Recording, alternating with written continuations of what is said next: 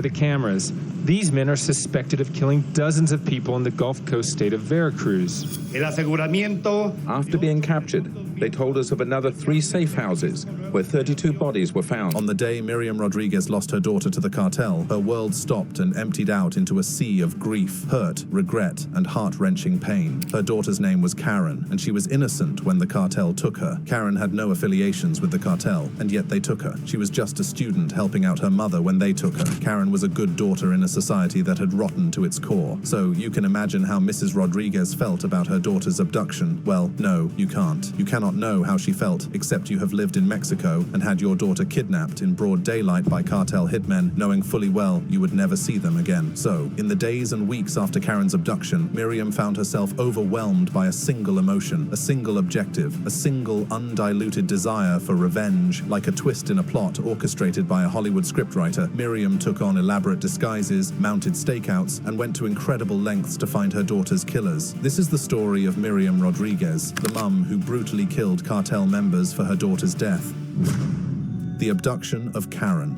By our count, 6 vehicles are in play by the kidnapped team. Notice the deployment of the suspect in the bottom right of the picture, who shoulders a heavy weapon and points it at the victim. The story of how Karen got abducted and how her mother, Miriam, sought revenge started at least 4 years before Karen's abduction. 4 years before, in 2010, Los Zetas, one of Mexico's most violent and vile cartels, stormed San Fernando, a municipality and city located in the Mexican state of Tamaulipas. Immediately, they took control of the city, laid waste to government buildings, and imposed oppressive rules on the city while using its citizens as pawns. But as if that wasn't enough, they also began attacking the residents of San Fernando. Tens of people were found dead every week, hundreds of bodies found in unearthed mass graves, and dismembered bodies littered the roadsides like an ultra-realistic horror show. But this was no horror show, this was real life. And for the citizens of San Fernando, what was worse than the killings was the kidnappings. Families were missing children, tenants missing neighbors, and husbands missing wives, vice versa. These unprovoked abductions became so rampant that banks began offering loans to pay off ransoms that Los Zetas demanded from their victims. Innocent citizens of San Fernando. Miriam Rodriguez was one of such citizens. She was a loving wife to a local businessman, Luis, in San Fernando, who ran a very honest living, and she was a mother to 3 kids, one boy named Luis Hector and 2 girls, Azalea and Karen. Mrs. Rodriguez had 2 jobs. She worked as a nanny in Texas, and back in San Fernando, she ran a cowboy apparel shop. It was all honest living for this family of 5, which is why what happened next made 0 sense, at least to anyone who didn't live in San Fernando. Karen was Miriam Rodriguez's last child. Her first child was her only boy, Luis, and he, being aware of the danger of his home city, had moved away to another city to escape it. Only Azalea and Karen remained. Karen had stayed back to finish school and help run her mother's cowboy apparel shop. On the 23rd of January, 2014, as Karen was driving home in her family's truck, she reached this intersection when 2 other trucks pulled up on either side, stopping her. Armed men forced their way into her pickup truck and took off, with her in it. The armed men, whom Karen quickly realized were cartel hitmen, drove to her family home. They tied her up, then gagged her and threw her on the living room floor. At that moment, there was a knock on the door. Karen's uncle had come visiting. He was a mechanic and had come to work on the family truck. The kidnappers panicked. They grabbed him and Karen and fled. Later that night, they released Karen's uncle, but they held on to Karen. It was 4 a.m. when Mrs. Rodriguez would receive a call from her daughter, Azalea. She was in Texas at the time, on her nanny duties. Azalea would, through tears and bated breath, break the horrific news to her mother. Karen had been kidnapped. Her daughter had been taken by Los Zetas. The kidnappers had called Luis, her husband, Karen's father, and they had given it to Karen, who told her father that all the cartel wanted was money and nothing else. If he could find the money they wanted, the men would let her go. Mrs. Rodriguez quit her job on the spot and crossed the border back to Mexico, to her city, to the cursed San Fernando that had now taken her daughter. On her way back, she opened up to an elderly man when he asked why she was so visibly distressed. The man understood her predicament, and he pulled a scrap of paper from his pocket, scribbled something onto it, and handed it to her. "That is the name and telephone number of my son," he said to her. "He's a lieutenant in the Marines. His name is Alex." Mrs. Rodriguez took the paper and stuffed it in her bag. At the time, she wasn't aware how much she would need that number in the days to come. In the hours that their family united in grief, Luis Hector had also rushed back to the city he escaped upon, hearing the news of his sister's abduction. That night, Mrs. Rodriguez's phone rang. It was the same kidnappers, and and like they had done with her husband just hours before, they gave the phone to Karen. "Are you okay? Have they done anything to you? Have they hurt you?" Miriam was desperate. Karen shouted back, "Mom, please, let me talk. This is about money. Please, just get together whatever you can." Hope is a virus, difficult to root out once it has settled in, but it has its place. And in the days that would follow, Miriam Rodriguez's son, Luis Hector, was the loudest voice of hope. He reassured his father, mother, and sister that all these kidnappers wanted was money. He tried reassuring himself that all Los Zetas, the uber-violent cartel that hung decapitated bodies off bridges for sport, all they wanted was money. Mrs. Rodriguez dug up their life savings. Her husband approached the bank for a loan for the ransom. By the time they brought the pile together, they had little over $10,000. The kidnappers called again. They ordered them to bring the money to a health center in San Fernando. Someone would collect the cash and tell them where they would find Karen. Karen's father had to come alone, and he did. He got to the drop-off point and met a teenager in a red truck who took the bag and told him that they would drop Karen off at a cemetery in 20 minutes. Meanwhile, Mrs. Rodriguez had seen that teenager. She had seen him as he got into his red truck and drove off with the money. She saw all of this from a distance where nobody, not even her husband, would know she was watching. Immediately after this, Miriam and her husband would wait in the cemetery as the day turned into dusk and dusk into night. No one came. Karen was nowhere to be found, and the money was long gone. 2 days later, Miriam Rodriguez was driving in San Fernando when she noticed that same red truck following close behind her. 2 young men stopped her and asked if she was Karen's mother. Then they would schedule a meeting in this local restaurant a few minutes later. There, she met a young man who carried a handheld radio. The man's name was Summer. Mrs. Rodriguez had overheard his colleagues call him Summer over the radio, but what did he want? Take a wild guess. Of course he wanted more money. As Mrs. Rodriguez sat in silence, Summer assured her that Karen was safe, and that all they needed was an extra $1,600. Mrs. Rodriguez didn't trust him, but she was still drunk on hope, and she was desperate. So even though she didn't trust Summer, she ignored her better instinct and sent the money. Summer took the money, but didn't deliver Karen. Now, Mrs. Rodriguez was penitent, begging him to release her daughter. But now, Summer had changed his tune. Now, he no longer had Karen, but with an extra $2,000, he could help Miriam find her daughter. Against her better instincts, Miriam sent the $2,000, and that was the last time she heard from Summer. After that payment, Summer refused to pick her calls. But even worse, others began calling, claiming to be the kidnappers, demanding for more money, $500, in return for help in finding Karen. They had turned Mrs. Rodriguez into a sucker. Again, and against their better instincts, Mrs. Rodriguez and her family sent the money. Their family was a mess at this point. Luis had gone from a bubbly patriarch to a hermit that seemed to be waiting for his own demise. He was a shadow of his former self, and as time passed, the whole situation strained their marriage. Soon enough, Miriam Rodriguez separated from her husband, moved out of his house, and moved in with her daughter, Azalea. But the calls didn't stop coming in, supposed kidnappers looking in to cash in on her grief. This time, she ignored all of them. No one needed to tell her. She knew. Exactly 1 month after her daughter's disappearance, and just 2 weeks after her last ransom payment, Miriam pulled herself out of her misery, took a bath, sat in front of a mirror, and brushed her hair for the first time since her daughter went missing. She applied makeup and put on nice clothes. Then she went to her daughter, Azalea, who was in the living room. "Well, it's been a month," she said, "and they are not going to bring her back to me. I know this in my heart, as a mother." Azalea would recall that there was no self-pity in her mother's voice, no tears in her eyes or currents of pain across her face. Her mother was carefully choosing her words, not because she was struggling with grief. Nah, she'd been through all 4 stages. She was in complete acceptance. And in a bone-chilling tone, Miriam would tell her daughter these words that came to define the rest of her life from that moment on. "I'm going to find the people who did this to my daughter, and I'm going to make them pay."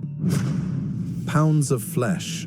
If you thought Mexican cartels were brutal, then you haven't heard of what the Mexican Marine is capable of. Fighting fire with fire and taking death to the cartel's doorsteps, it wasn't until the birth of the CJNG, the most brutal cartel in the history of cartels, that the Marines finally found their match on the other side of the law. And yes, the Mexican Marines are actual Marines working for the government and hunting down cartel members without a second thought. They kill before they ask questions, and citizens have been more than glad to look the other way as long as they were killing actual cartel members. This was Miriam's first line of hope of getting anything done, her real stop in her quest for revenge. The piece of paper from the old man on the bus, his son, Lieutenant Alex. And the occasion presented itself when mere weeks after her daughter's abduction, she spotted 2 girls sitting on a bench in the local mall, typing on a laptop. Maria Rodriguez didn't know the girls, but she knew that laptop. It was Karen's laptop. Immediately, Miriam called Lieutenant Alex. As he got on his way with his squad to meet her, Maria learned the girl's name. Jessica and her friend Margarita, both in their mid-20s, both students. When the Marines arrived, they took the girls, but before they would do anything, they had to be sure. Maria assured them these girls weren't innocent. They certainly knew what had happened to her daughter, Karen. In less than 12 hours, the Marines had extracted every piece of information about the Zetas cartel in the area, including the location where Karen might have been taken when she was kidnapped. Mrs. Rodriguez wanted in. It was going to be dangerous, there would be gunfire, but she didn't care. She wanted in. She wanted to follow them to the site, see the place for herself, search for her daughter's dead body herself. That night, she got her wish. Along with Jessica and Margarita, Mrs. Rodriguez followed the Marines into a landfill, which Jessica had confessed to the Marines was the Zetas cartel's lair. Man, this lady is badass. That's what I would do. Like, well, I'd like to think that's what I would do, but Mexico's crazy. Just insane. So happy I don't live in Mexico. Although now, I live in Canada and they just passed like a speech law, I guess. So if you ever said anything, I don't know if this was a fake article because it sounds fake. But it's like if you ever said, put anybody down like in a negative manner, like if you like hate speech ever in the past or from now on, but they can look in the past and you can go to jail for this, which is just completely stupid. So yeah, I don't know, the future doesn't look too good for the whole world. Like every country is in incredible debt, like anyways, but at least we're not in Mexico.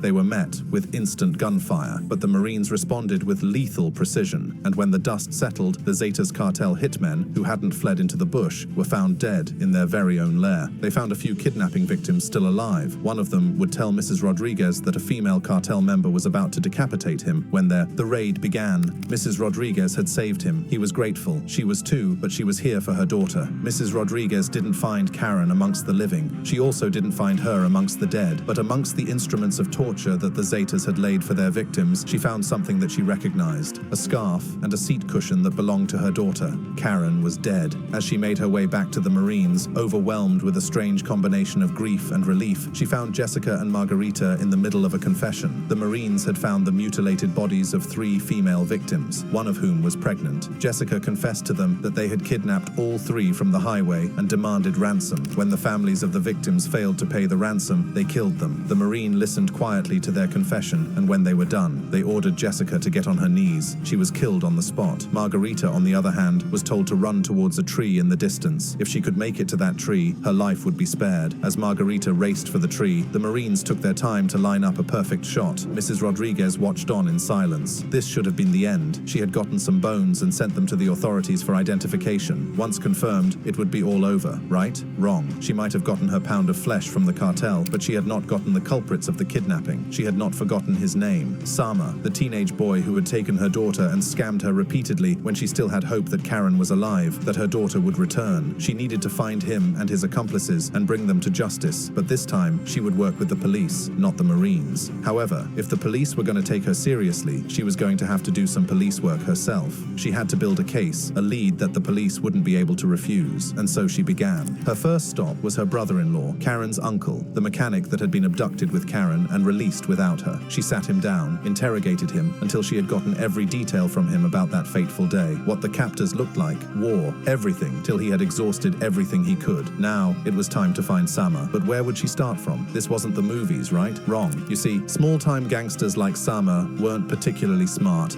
Worse, they were flashy, and if you searched the internet closely and relentlessly enough, you would eventually find a trail that would give you everything you needed to know about them. Mrs. Rodriguez found it. After scouring her daughter's Facebook account over countless hours, looking for Sama's face, she found him, and standing right beside him in the picture that she found was a woman she recognized. This woman's name was Victoria, and she ran a shop not too far from hers. Now, Mrs. Rodriguez had to follow Victoria. She stalked Victoria for days on end, watching her closely and taking notes till she knew Victoria's routine by heart. Sama would show up, eventually, and he did. It turned out that Victoria and Sama were in a relationship. Maria wanted to go to the police, but she knew that they wouldn't take her seriously seriously if all she had was a face, a location, and hearsay testimony. She needed to know who Sama was. She needed to get close. So Maria Rodriguez went full spy mode, going through extensive lengths to change her appearance. She cut her hair short, dyed it a bright red, and donned a government uniform that she had kept from an old low-level job at the health ministry. She also created a fake government ID and began doing a neighborhood poll, going from door to door like a salesperson, stylishly asking questions that would eventually lead to more information about Sama. Eventually, she got enough to take to the police. But the police system was rotten. Many of them even worked with these cartels, so no local police would help her. The state police were no help. Eventually, she got a federal policeman that was willing to help. He helped her because of the impressive detective work she had done. In his own words, when she pulled her files onto the table, I had never seen anything like it. The details and information gathered by this woman, working all alone, were incredible. To help her hunt down the people who took her daughter, it was the greatest privilege of my career, but it was too late. By the time the feds issued an arrest warrant, Sama had skipped town, back to square one. Miriam Rodriguez was distraught, but she wasn't discouraged. She went back to the drawing board, back to the internet, and began searching for other leads. She went through each and every person that Sama posed with on the pictures on his Facebook profile. Before long, she had a long list of cartel members that were potentially the captors of her daughter. But who would she begin with? Where would she start from? Luckily for her, she didn't need to answer those questions, because guess who showed up at her cowboy apparel shop on the 15th of September 2014? Sama. That same day, he was arrested, and the first breakthrough in Maria's Rodriguez case emerged. Sama's name was Cristian Jose Zapata Gonzalez. He was 17 and terrified to the bone. He would reveal that he wasn't one of Karen's initial captors, but he was an associate, and he had seen Karen on the night she was taken. In the interrogation room, as the officers bellowed and shouted at him, Maria Rodriguez took a different approach. She gave him food and water. She spoke to him as a mother would speak to her own son, as she would have spoken to Luis. When the police questioned her motives, she told them, "He's still a child, no matter what he did, and I am still a mother." Whatever it was, it worked. Her kindness calmed Christian and softened his heart. He told her everything he knew, everything about everyone he knew that was connected to the case.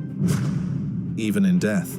The police were tired of her. Mind you, they didn't hate her, but they just couldn't keep up with her pace. She was too relentless. One government official would even say that while she respected Maria Rodriguez's mission, they just couldn't stand her. But Maria was just getting started, and the answers she was looking for were finally revealing themselves. Was the attack on her daughter random? It was not. There was a lady that Mrs. Rodriguez had known since she was a child. Her name was Elvia Yulisa Betancourt. She was the abandoned child of a local prostitute and had to survive on her own. Well, not entirely on her own, because Mrs. Rodriguez had done her best to watch out for her when she could. Some money here, some food there. Sometimes she even gave Elvia Yulia some of Karen's old clothes. This was before Karen's kidnapping. Elvia Yulisa worked at a barbecue restaurant, and 2 days after Karen's kidnapping, when the entire town was aware of Karen's abduction, Mrs. Rodriguez had asked Elvia Yulisa if she heard about it. Elvia Yulisa had immediately played dumb, responding no, she hadn't heard anything. That was odd. It was unlikely, but Mrs. Rodriguez hadn't thought much of it at the time. It was only now, as she drove past that same restaurant, that it clicked. Yulisa had acted a little too suspicious, like she knew something so incriminating she couldn't even bring herself to admit that she had heard anything about the abduction. So Mrs. Rodriguez was back at it again, back to her detective work, back to social media. She found Elvia's Facebook page and scoured it until she found a match. Elvia was dating one of her daughter's kidnappers, and now the kidnapper in question was in prison for an unrelated crime. So Mrs. Rodriguez waited for weeks outside of the same prison during visiting hours, waiting for the day Elvia Yulisa would show up, and she did. The police came, arrested her, and confirmed Mrs. Rodriguez's worst fears. Most of the ransom calls had come from Elvia's house. She was not only complicit, she was one of the masterminds. I don't know if the dead see the work we do here on Earth, because if they did, Karen would be proud of her mother. To be frank, Mrs. Rodriguez had done more than enough. She had all but solved the case single-handedly. She had found more closure and revenge than 99.9% of mothers of the cartel victims. If she walked away now, wouldn't it be enough? Wouldn't it be? Would it? I told you already, on the day Miriam Rodriguez lost her daughter to the cartel, her world stopped and ended. There was nothing more to live for, and she couldn't stay breathing if she knew there were cartel members still roaming free that had a hand in her daughter's death. Moreover, there was still one unanswered question. How did her daughter die? Yes, she was sure she wanted to know, and so she was back to the drawing board, back to her bag of clues and leads. She followed trails to dead ends. Some of the culprits had already been killed in unrelated cases. Some were in jail for unrelated crimes, and others had found some version of redemption and had changed their lives, choosing to abandon their violent past. This was good for them, but not good enough for Mrs. Rodriguez, who had now been so consumed by her quest for revenge, her family could no longer recognize her. She traced one of her daughter's captor, a man named Yoel Rubio Flores, who was now a born-again Christian, to a small village called Aldama. She paid the man's grandmother a visit, and the old woman confirmed that Yoel had been a troubled youth, but he was now a changed man. Sure, he was. Mrs. Rodriguez began attending the same church with Yoel, and she found him there. She alerted the police. The police arrested him. The village was scandalized, and they begged for mercy. But Miriam Rodriguez responded to their cry, saying, "Where was his compassion when they killed my daughter?" Meanwhile, Miriam Rodriguez's friends worried about her. Her public campaign against Los Zetas had now placed her in the line of fire. It was quickly becoming a kamikaze mission. By 2016, Mrs. Rodriguez had hunted down more than 30 cartel hit men and women connected to her daughter's abduction and murder, and she had sent them all to jail. Unfortunately, in March of 2017, there was a prison break in the same prison she had sent those cartel hitmen to, and nearly 24 of them escaped. It was only at this point that Mrs. Rodriguez began to get worried. She asked the government for protection, and they sent patrols from time to time to her home and workplace. But her family wasn't satisfied. They weren't satisfied because Miriam Rodriguez hadn't given up the chase. She still had a few people in her list, a young woman who, in a quest for redemption, had left town and begun working as a live-in nanny for a family in the Ciudad Victoria. Mrs. Rodriguez had tracked her down to the family home, stalked her, urinated in cups, and ran her car battery down, listening to the radio in the dark while she waited for the woman to surface. When the woman finally emerged, Mrs. Rodriguez broke her foot while chasing her down. Thankfully, the police got the woman, but now her family had had enough. It was time to stop. But would Miriam Rodriguez listen? There were still a few people on her list, and there was still that lingering question: how Karen had been killed. She needed to know. On the 10th of March 2017, at exactly 10:21 p.m., Miriam Rodriguez was on her way home. Home was back with her husband. Somehow they had reunited and were beginning to pick and make sense of the pieces of their relationship. She was living with him now. As she parked on the street and helped herself out of her car, moving slowly because of the foot injury she was still nursing, a white Nissan truck carrying the men who had escaped prison quietly pulled up behind her. They fired 13 rounds into her. Miriam Rodriguez died on the spot. When she died, Mexico was scandalized. The government responded with a swiftness that had not been seen applied to an individual case before. Within a few months, 2 of the shooters were arrested, and another was killed in a gunfight. In June of the same year, the last suspect on Mrs. Rodriguez's list was caught. She was a woman, and she was the one who was responsible for beating and torturing Karen to death. She had fled to Veracruz, where she drove a taxi as she tried to raise her son. The police had traced her down using the clues that Mrs. Rodriguez had left for them after her tragic killing. During interrogations, this woman confessed to hanging Karen upside down like a boxing bag and punching and torturing her to death. This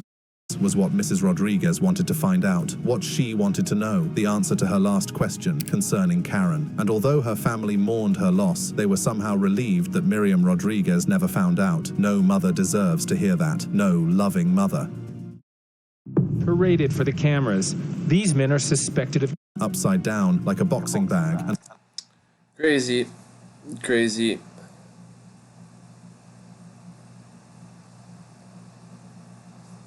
What is this? Well, they definitely can't show that on YouTube.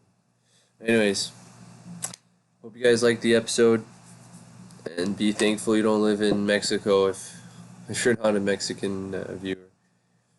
Anyways, hope you guys can subscribe if you can, and like the video. I appreciate it. Peace out.